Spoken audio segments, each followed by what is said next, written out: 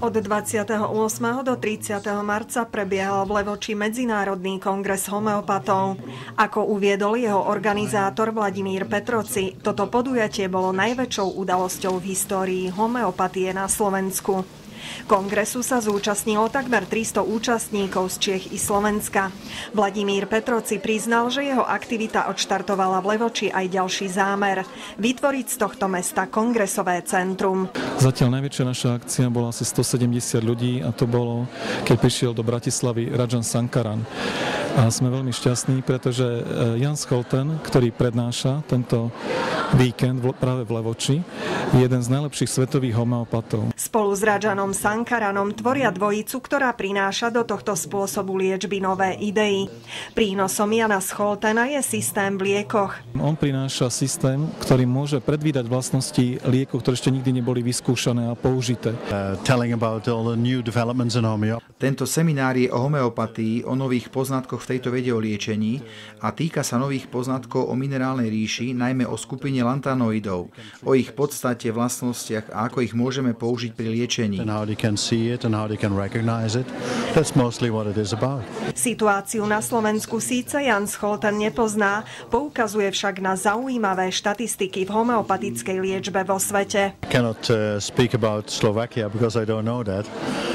Neviem povedať, ako je to na Slovensku, samozrejme názory sa líšia. Napríklad, keď sa nedávno robil výskum medzi lekármi, tak 40% bolo za naturálnu medicínu, 40% proti a 20% sa vyjadriť nevedelo. Ale samozrejme medzi populáciou môže byť tento rozdiel vyšší. Podľa prieskumov v Holandsku 60 až 70% populácie sa prikláňa k homeopatii. 60-70% of the population is in favor of homeopathy. Jan Scholten patří ke světovým homeopatům a tady se můžu něco dozvědět a naučit. Já homeopatii studuju, takže jsem se chtěla dozvědět něco nového.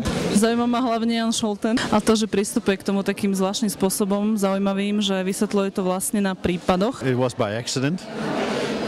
Bol som všeobecný lekár a chcel som niečo viac pre svojich pacientov. Čiže hľadal som niečo, čo by mi ešte viac pomohlo ich liečiť, lebo nie všetci pacienti mali dobré výsledky. Jan Scholten tvrdí, uspokojuje ma, keď môžem pomáhať ľuďom a dať im šancu na vyliečenie. A teší ma, ak tento spôsob liečby umožní pacientovi trvalé vyliečenie. V klasickej medicíne sa totiž často stretávame s tým, že do konca života sú ľudia odsúdení užívať lieky, ktoré sú symptomatické. V homeopatii sme schopní mnoho ochorení vyliečiť úplne.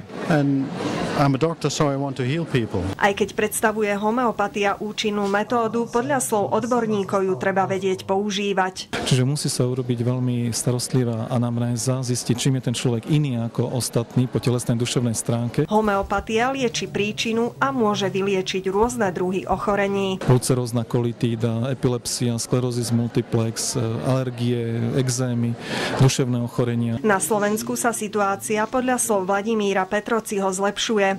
Výsledky v homeopatii utvrdzujú pacientov v tom, že zvolili správny spôsob liečby. Myslím, že prax je tá, ktorá najviac ľudí presvedčí. Majiteľ levodského vydavateľstva Peter Mielčák priznal, že homeopatiu považuje za zaujímavú oblasť alternatívnej medicíny. Aj preto obohatil svoju vydavateľskú činnosť o vydávanie homeopatickej literatúry. Má pomerne veľa priaznivcov aj medzi lekármi, aj medzi nelekármi a je to pre mňa taký príjemný doplnok k vydávaniu beletrie.